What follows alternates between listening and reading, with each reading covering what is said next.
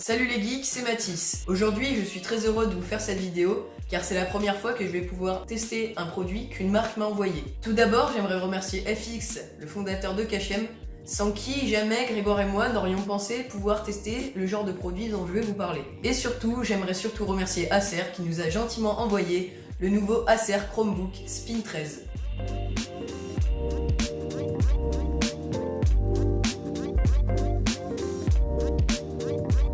Premiumbeat.com.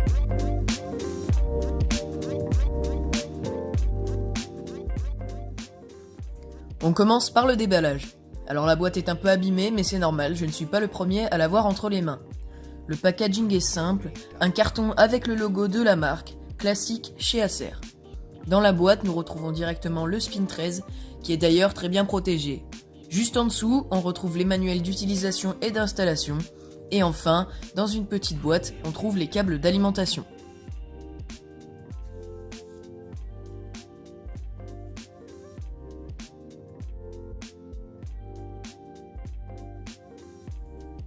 Au niveau du design, je le trouve très pro.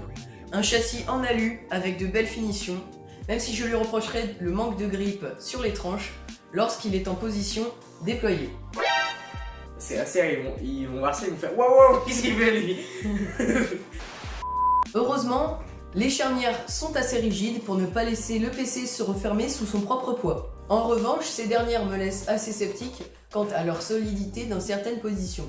Voyez vous-même, je n'exerce pas non plus une force herculéenne.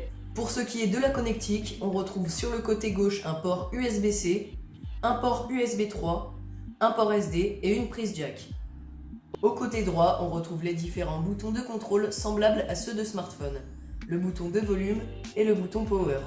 En plus de ça, on a encore un port USB-C. C'est d'ailleurs par ce port que Acer a décidé de recharger son Spin 13. Le câble de rechargement est plutôt fin mais semble tout de même robuste et ergonomique.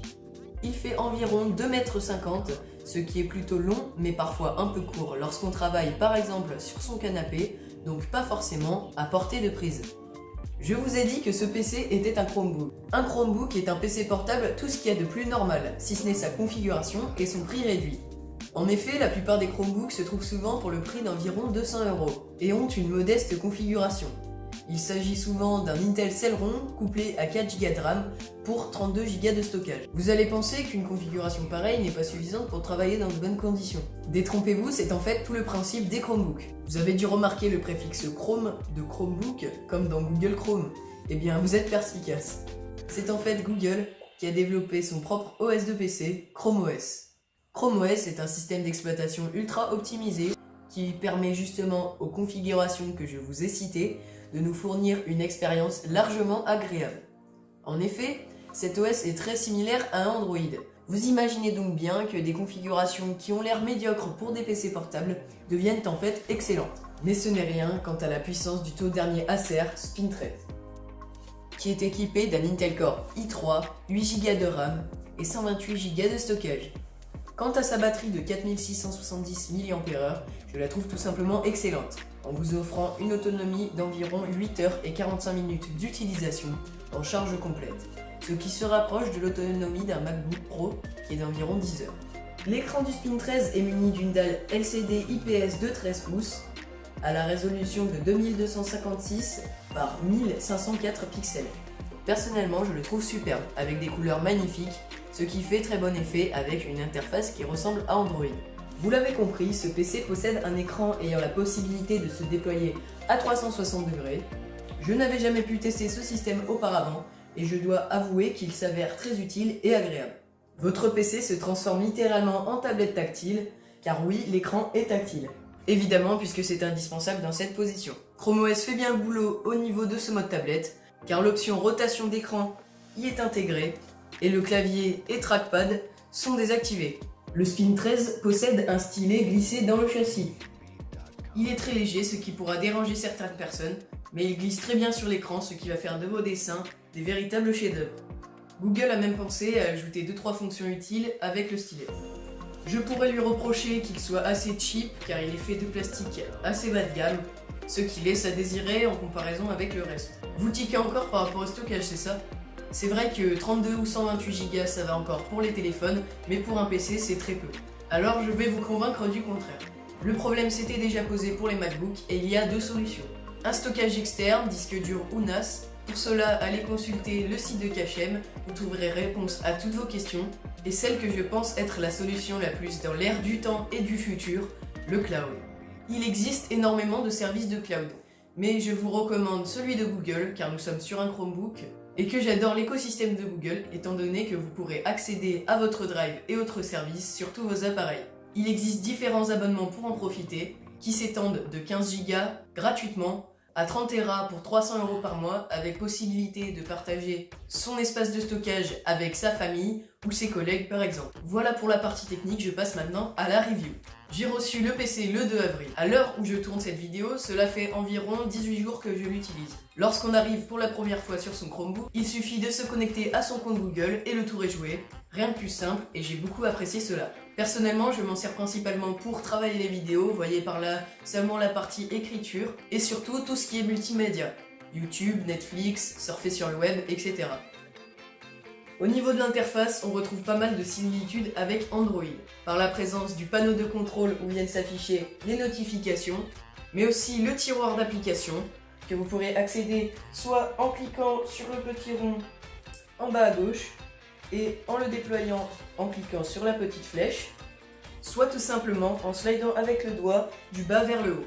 Comme je vous l'ai dit précédemment, je me sers du Spin 13 principalement pour du multimédia, et il est juste génial pour cette utilisation. En effet, il produit un très bon son et de magnifiques images. Et même si l'écran peut paraître avoir un drôle de format, je ne suis pas dérangé par les barres noires lorsque je regarde des vidéos en format 16/9. Roger, Marquez. It's me. Nice to meet you. I want to give you this. It's a blindfold. Cool. So go ahead and put that on, and let me know when you're totally blind. I'm totally blind. I'm going to put an object over here on this table. Alright, go ahead and reach down, pick it up, and see if you can ID it. Et enfin, sa capacité d'adaptation à notre position avec son écran 360 degrés fait de lui le parfait compagnon pour vos pauses Netflix. Il a tout du parfait PC pour le multimédia, mais ce n'est pas son seul domaine de prédilection. Ce sera le parfait outil de création pour les dessinateurs du dimanche et même des graphistes. Grâce à sa modulabilité et son stylet, le PC d'Acer se transformera pour vous en une véritable tablette graphique. Et étant donné que vous vous trouvez sur un Chromebook, vous bénéficierez donc du large choix d'applications de dessin et graphisme disponibles sur le Google Play Store. J'ai pu faire 2-3 dessins, vous le voyez, qui ne sont pas fameux, mais je suis plutôt content du résultat étant donné que ça n'aurait pas du tout été le même sur papier, croyez-moi. Pour ce qui va être des applications de dessin, je vais vous recommander les suivantes. Adobe Illustrator Draw qui est quand même très éloigné de sa version sur Windows et Mac car celle-ci est plutôt orientée dessin comme l'indique son titre. Et Autodesk Sketchbook qui est beaucoup plus poussé avec beaucoup plus de paramètres et qui conviendra donc aux plus expérimentés d'entre vous. En revanche, j'ai bien dit outils de création et non de travail car j'estime que les Chromebooks, tous confondus, sont des PC qui restent à la maison pour faire vos esquisses ou préparer vos projets par exemple car ils ne vous permettront pas d'utiliser les applications Windows qui ont souvent un bagage plus complet et professionnel. Je pense que c'est quand même le principal point négatif de ce PC, car en plus son prix est plutôt élevé.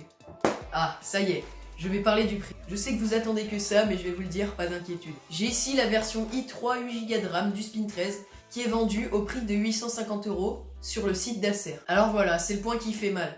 Le prix est peut-être justifié par rapport aux autres Chromebooks et à son magnifique design, mais vous pouvez quand même facilement trouver un très bon PC portable sous Windows qui coûte le même prix et avec en prime de meilleures performances. C'est malheureusement tout le problème de ce PC qui avait tout pour être parfait. Pour conclure, je vais vous dire que ce PC est un très bel objet qui saura parfaitement convenir aux jeunes étudiants et aux graphistes semi-pro.